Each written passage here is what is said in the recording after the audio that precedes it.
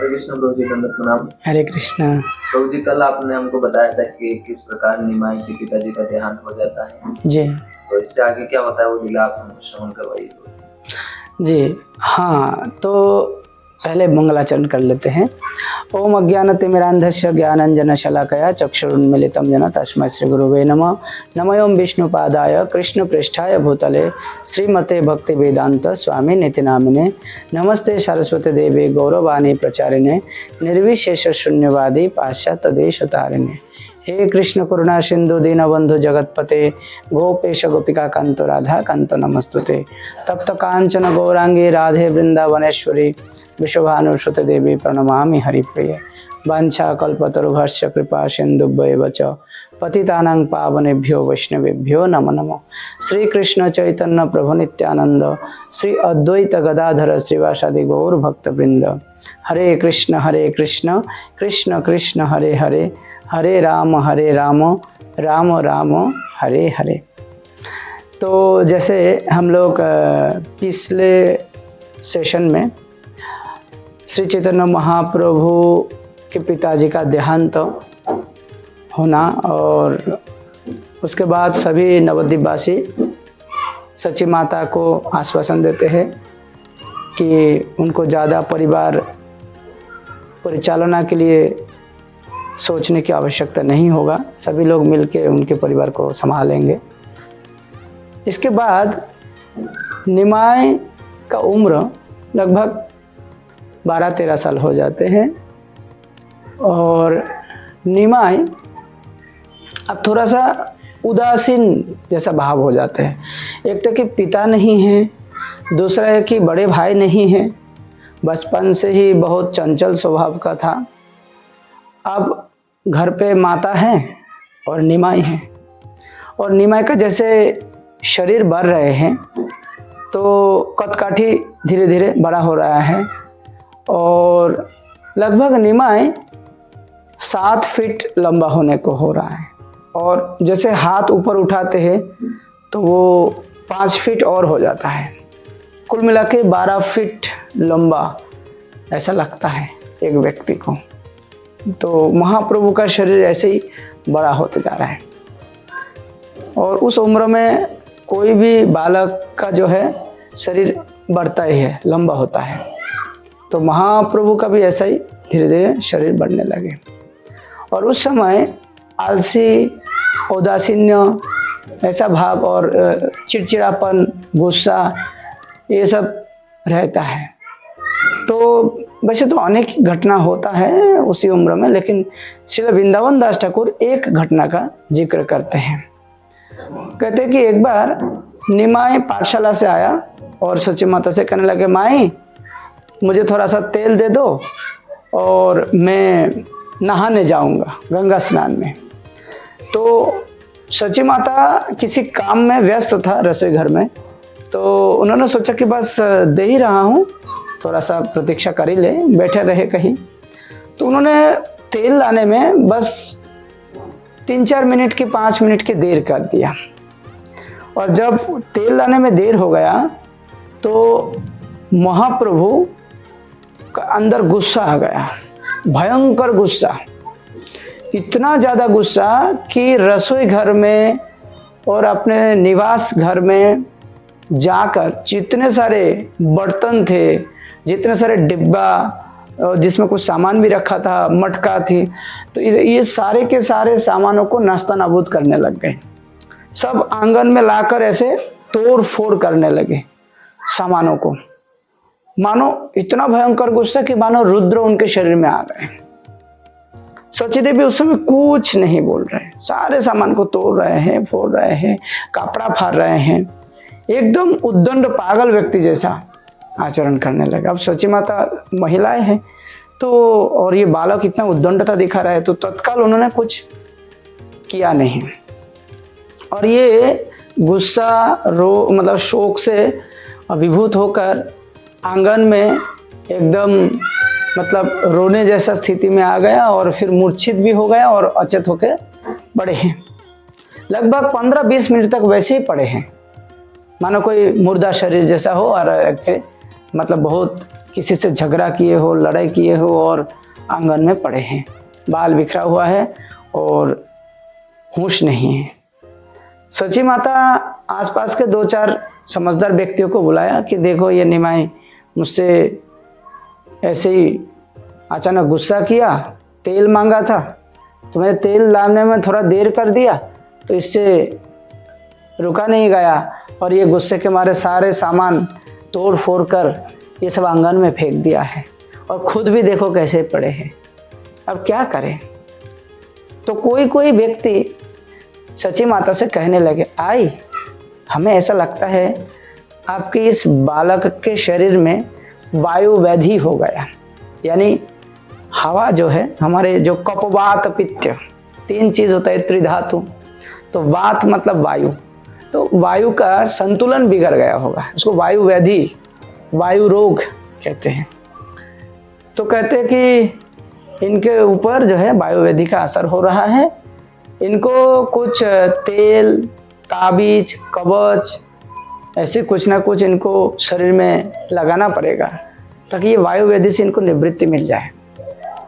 इतना कहकर वो लोग चले गए और थोड़ी देर में निमाई अपने आप चेतना वापस पाए और फिर उठ के बैठा और बैठकर जब सोचने लगे कि मैंने क्या किया क्यों किया, तब तक सची माता तेल लाकर एक कटोरी में निमाई के पास आया और कहते कि बाबा तुमने तेल मांगा था, ये लो तेल और इसको शरीर में लगाओ और नहाने के लिए जाओ।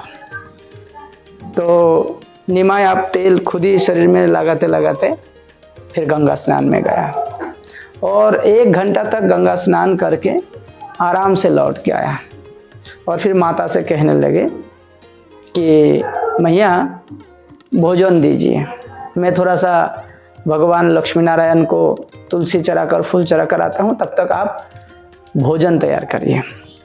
सची माता मुस्कुराते हुए मजाक करते हुए कहने लगे, देखो बेटा थोड़ी देर पहले तुमने गुस्से के मारे घर के सारे सामान को इधर उधर फेंक दिया, बिखर दिया, अब मैं भोजन कैसे बनाऊंगा बेटा। इस प्रकार से घर में तुम और मैं रहता हूँ और ईशान रहते हैं और इसमें भी मैं विधवा स्त्री हूँ, मेरा उम्र भी हो गया है और मैं पहले से ही बोला था कि निमाई सची माता का उम्र जब 42 साल था तब निमाई का जन्म हुआ था। तो जैसे जैसे निमाई का उम्र अब लगभग 14-15 साल को होने को है, तो सची माता का उम्र भी करीब करीब 55 साल के आसपास पहुंच गया है।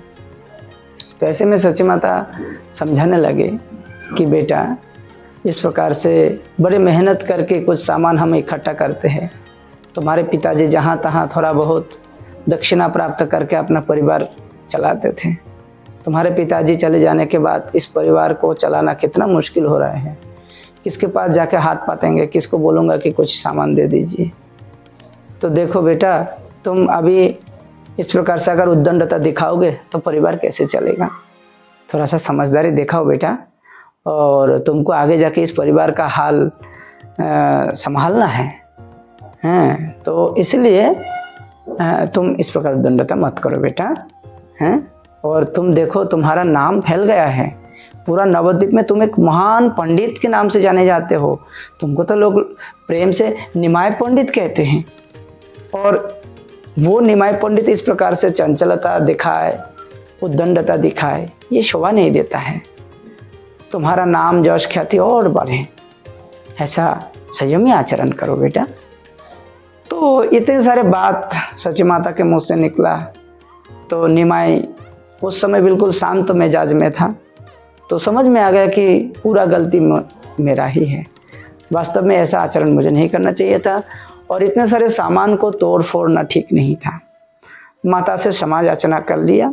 माता तो मुस्कुराते हुए कहा, कहते कि मैया वास्तव में तुमने कुछ भी रसोई नहीं किया, कुछ भी प्रसाद नहीं है घर पे।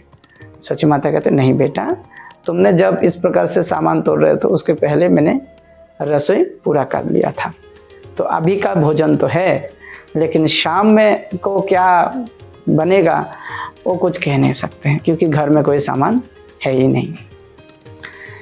निमाई उस समय सोचने लगे कि धन की आवश्यकता तो है, तो उन्होंने सची माता से कहने लगे, मम्मी अब थोड़ा सा रुको, मैं बस थोड़ी देर में आता हूँ।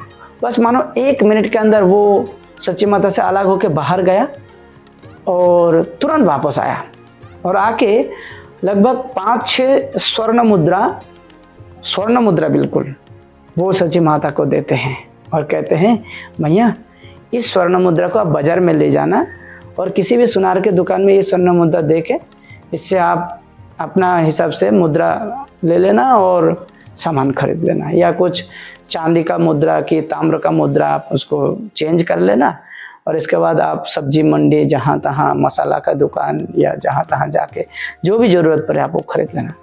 लेकिन बेटा तुम ये मुद्रा कहाँ से प्राप्त किया? चोरी तो नहीं किया ना बेटा? नहीं नहीं माता, मैंने चोरी नहीं किया। तो ये कहाँ से आया? माँ ये भगवान नारायण ने दिया है, वो लक्ष्मीपति हैं, वो कुछ भी कर सकते हैं माँ। इस प्रकार से सची माता को उन्होंने भुलाते हुए वो मुद्रा उनके हाथ पे थमा दिया और फिर प्रसाद लिया, दोपहर में फिर चले गए। इस प्रकार से किसी के मन में प्रश्न आ सकते हैं कि सच जगन्नाथ मिश्र का देहांत तो हो गया तो ये परिवार चला कैसे? तो ये एक गुप्त बात है कि निमाई पंडित यानी चैतन्य महाप्रभु बीच बीच में इस प्रकार से अपनी भगवत्ता के ऐश्वर्य का प्रदर्शन करते हुए खुद ही स्वर्ण मुद्रा संग्रह करके या उसको सृष्टि करके वो सची माता के हाथ में थमा देते ताकि परिवार के सारे खर्चा अपने आप मिट जाए। लेकिन ऊपर से लोगों को ऐसा भी लगे कि ये लोग गरीबी में जी रहे हैं। तो जो भी है, उस दिन के बाद से निमाई इतना ज़्यादा उद्दंडता नहीं दिखाया कि इसलिए वृंदावन दास ठाकुर इस उद्दंडता को बिल्कुल खोल कर बताया कि भगवान होते हुए भी किस प्रकार से एक सामान्य बालक की तरह काम और क्रोध और गुस्सा इसका एकदम शिकार बन गया है। इसके बाद ऐसे वर्णन आता है कि महाप्रभु का एक सहपाठी था जो महाप्रभु से उम्र में 15 साल का बड़ा था, उसका नाम था मुरारी गुप्ता। तो वो मुरारी गुप्ता भी शुरुआत में गंगादास पंडित के टोल में पढ़ाई करते थे और मुरारी गुप्ता वैद्य वंश का था, कविराज पेशा में वो कविराजी करता था। तो महाप्रभु का उम्र अगर 14-15 है तो मुरारी गुप्ता का उम्र 29-30 साल का है, 15 साल के दोनों में अंतर है। लेकिन फिर भी मुरारी गुप्ता महाप्रभु के आसपास में ही हमेशा भिड़ते थे और मुरारी गुप्ता को महाप्रभु बहुत बार चुनौती देते थे शास्त्रार्थ करने के लिए। खास करके मुरारी गुप्ता को पूछते थे, बताओ जीवन का लक्ष्य क्या है। महाप्रभु कभी गदाधर पंडित को भी पूछते थे, बताओ जीवन का लक्ष्य क्या है। जगदानंद पंडित, श्रीवास पंडित, मुकुंद, मुरारी गुप्ता, ऐसे तमाम भक्तों को महाप्रभु चलते फिरते उठते बैठते चुनौती देते रहते थे और ये पूछते थे कि हमारा स्वरूप क्या है, मुक्ति का लक्षण क्या है, भगवान ईश्वर का या क्या है, लक्षण क्या है। ऐसे तमाम सारे प्रश्न पूछते थे। ये निराकार ब्रह्म क्या होता है बताइए, ब्रह्म का स्वरूप बताइए, त्रिगुणात्मिका शक्ति का स्वरूप बताइए। ऐसे ऐसे करके प्रश्न पूछते थे जिसका उत्तर वो लोग तत्काल नहीं दे पाते हैं। एक बार गलती से मुरारी गुप्ता ने बता दिया कि मुक्ति का जो अर्थ है कि मुक्ति का अर्थ है कि ब्रह्म विलीन हो जाना, ब्रह्म में भगवान की अंग ज्योति में विलीन हो जाना। महाप्रभु ने उसको इतना लताड़ दिया और वो थोड़ा बहुत निराकारवादी था शुरू में, क्योंकि वो धारणा अस्पष्ट था, मनोधर्मी था। ये ब्रह्म, निर्विशेष ब्रह्म, परमात्मा और सर्वैश्वर्यपूर्ण भगवान में अंतर नहीं कर पाते थे। तो महाप्रभु ने इन लोगों को बहुत आड़े हाथों में ले लेते और इन लोगों को बेइज्जती भी करते थे। किसी भी सिद्धांतों को महाप्रभु एक बार स्थापना करते, फिर उसको खंडन करते, फिर उसको स्थापना करते। ये महाप्रभु का एक स्टाइल है। और महाप्रभु इस प्रकार से जो बादी सिंह के रूप में सबको चुनौती देने लगे तो ज़्यादातर महाप्रभु के सहपाठी महाप्रभु जिस रास्ते से चलते थे तो उस रास्ते में चलना ये लोग पसंद नहीं करते। ये लोग क्या कहते हैं, आड़ा टेढ़ा होके जहाँ तहाँ छुप के चलते थे, महाप्रभु के आमना सामना होना ही नहीं चाहते थे। तो इसके बाद निमाई ने सोचा कि नवद्वीप में सारे पंडित लोग मुझसे इतना छुप रहे हैं, कुछ कर रहे हैं, एक काम करते हैं, मैं टोल खोल देता हूँ। कहाँ टोल खोलेंगे? तो संजय मुकुंद एक कोई पड़ोसी है, उनके घर में, बहुत बड़ा घर में, एक चंडी मंडप हुआ करता है। चंडी मंडप मतलब सार्वजनिक दुर्गा पूजा, चंडी पूजा, काली पूजा, शीतला पूजा, मनसा पूजा या शिवरात्रि जो मनाया जाता है, तो हर बड़े बड़े संपन्न घरों में एक मंडप बनाया करते थे, एकदम परमानेंटली उसको ऊपर से ढक कर वो चंडी मंडप बनाते थे। सभी प्रकार के धार्मिक कार्यक्रम चंडी मंडप में हुआ करते थे। लेकिन जब होता है तब होता है, बाकी समय वो जगह खाली पड़ा रहता है। तो वो संजय मुकुंदो के घर पे जब गया महाप्रभु एक दिन, तो उन दोनों ने ही बोला कि, उन दोनों के साथ बातचीत करते करते महाप्रभु ने एक दिन अपनी इच्छा जताया कि मैं सोच रहा हूँ घर चलाने के लिए पैसा की भी ज़रूरत है, धन भी चाहिए, और माता जी भी कहते हैं कि कुछ ना कुछ करो बेटा, तुम तो महापंडित हो। तो मैं सोच रहा हूँ कि मैं एक टोल खोलूँगा, मतलब पाठशाला। तो संजय मुकुंद कहने लगा, हाँ हाँ, तो इससे अच्छा है ना, मैं मेरे लड़कों को सबसे पहले आगे एडमिशन करा दूंगा ना उसमें, आप तो खोलिए। तो बोले कि एक ऐसा जगह चाहिए जो शांत वातावरण हो। तो कहते हैं ना, चंडी मंडप है, चंडी मंडप में आप टोल खोलिए, वहाँ पे बस बोर्ड लगा देते हैं और स्लेट पेंसिल से वहाँ पे सारे के सारे व्याकरण और अलंकार आदि और षड्दर्शन, वेदांत सूत्र आदि का वहाँ पे चर्चा हो सकते हैं, कोई दिक्कत नहीं। पाणिनि व्याकरण के ऊपर अब इन लोगों को सिखाइए, बहुत अच्छा रहेगा। तो महाप्रभु आप एक दिन गंगादास पंडित के टोल में गया, मतलब पहला गुरु, उनसे अनुमति लेने के लिए। पिताजी तो नहीं रहे हैं ना, तो अपने ही गुरु से अनुमति लेना उनको अच्छा लग रहा था। अद्वैत आचार्य से भी लिया, सुदर्शन मिश्र से भी लिया, ऐसे जो आचार्य उस समय थे नवद्वीप में, उन सब से अनुमति लेने के लिए गया। तो जब गंगादास पंडित के पास अनुमति लेकर आ रहे थे, तो उस समय महाप्रभु का एक अंतरंग मित्र था जिसका नाम था रघुनाथ भट्टाचार्य। रघुनाथ भट्टाचार्य वो बहुत मेहनत करके न्याय के ऊपर एक टीका लिखा है, और महाप्रभु तब तक धीरे धीरे उदासीन होते जा रहा था। अनमना होकर महाप्रभु कुछ देखते हैं, सोचता है ऐसा। और रघुनाथ और महाप्रभु बहुत दिन बाद में मिले, तो दोनों एक ही नाव में अब ऋतुद्वीप से, यानी गंगादास पंडित के पाठशाला से एक साथ आ रहे हैं। रास्ते में गंगा पड़ते हैं, तो गंगा में जैसे नाव में बैठा, तो उस समय महाप्रभु के हाथ में भी एक किताब थी। कौन सा किताब? जो मैंने पहले बताया था, विद्यासागर टीका, वो किताब था, व्याकरण के ऊपर सरल व्याख्या। तो महाप्रभु के हाथ में टीका है, और इधर रघुनाथ भट्टाचार्य के पास भी एक उसका लिखा हुआ एक ग्रंथ है, वो भी पाणिनि, मतलब ये जो क्या बोलते उसको, न्याय के ऊपर ही वो एक टीका लिखा है। लेकिन उसके द्वारा लिखे गए टीका थोड़ा जटिल है, लेकिन महाप्रभु द्वारा लिखे गए जो टीका है, विद्यासागर टीका, बहुत सरल था, हालांकि वो संस्कृत में ही था। तो एक दूसरे से बातचीत करने लगे। रघुनाथ कहने लगे कि अरे निमाय, तुम इतना उदासीन होके बैठे हो, क्या बात है? निमाय कहने लगे कि नहीं, मैं जीवन का असली उद्देश्य को समझने के लिए प्रयास कर रहा हूँ। मैं हर चीज़ को देख के कुछ ना कुछ सोच रहा हूँ कि हमारे जीवन का लक्ष्य क्या है। अरे राखो यार जीवन का लक्ष्य, तुम मेरे द्वारा रचित इस व्याकरण टीका को या न्याय टीका को पढ़ो, देखो तुम्हारा ये सारे के सारे चिंता खत्म हो जाएगा। मैंने बहुत सुंदर टीका लिखा न्याय के ऊपर, पढ़ोगे? महाप्रभु उदासीन भाव से कहते हैं कि हाँ, टीका तो मैंने भी लिखा न्याय के ऊपर, और लेकिन मन में संतुष्टि तो नहीं आ रहा है। वही अशांति, वही जन्म मृत्यु जरा व्याधि का प्रकोप हमारे मन में छाया हुआ रहता है। तब रघुनाथ कहते कि तुमने भी टीका लिखा, दिखाओ कैसा टीका है। तो रघुनाथ महाप्रभु के हाथ से वो टीका छीन लेते हैं और देखते हैं, और देखा कि उसके टीका के तुलना में महाप्रभु के द्वारा रचित टीका तो कम से कम 10 गुना अधिक सरल है। कोई भी व्यक्ति महाप्रभु के टीका अगर पढ़ लेगा ना, तो रघुनाथ भट्टाचार्य द्वारा लिखे गए न्याय के ऊपर टीका नहीं पढ़ना चाहेगा, क्योंकि वो बहुत जटिल है। तो इससे रघुनाथ को समझ में आ गया कि मेरे पूरा साधना, मेरा पूरा भविष्य अंधकार है, क्योंकि ये निमाय पंडित के टीका अगर चारों तरफ फैल जाएगा तो मेरे टीका कोई छू कर भी नहीं दिखेगा। और उस समय रघुनाथ रोने लगे। महाप्रभु कहने लगे तुम रो क्यों रहे हो? कहते कि निमाय, तुम मेरा बहुत ही घनिष्ठ मित्र हो।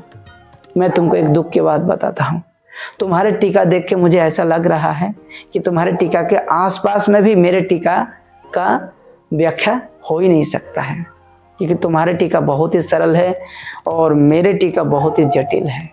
लेकिन मेरा टीका जो है मेरा पूरा जीवन का साधना जैसा है, जबकि तुम इस मामले में उदासीन हो। तो महाप्रभु कहने लगे, इसमें आश्चर्य की क्या बात है? जीवन का लक्ष्य कोई ये व्याकरण और न्याय ये सब चर्चा करने के लिए जीवन नहीं है। जीवन तो कृष्ण भक्ति करने के लिए है। लेकिन मेरे लिए तो यही एकमात्र धन है, यही एकमात्र पूंजी है।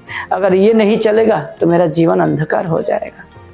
महाप्रभु कहते हैं, देखो रघुनाथ, मेरे पास मेरे टीका से, मेरी विद्या से, मेरे ज्ञान से अधिक महत्वपूर्ण है मित्रता, अधिक महत्वपूर्ण है जीवन के लक्ष्य भगवत भक्ति।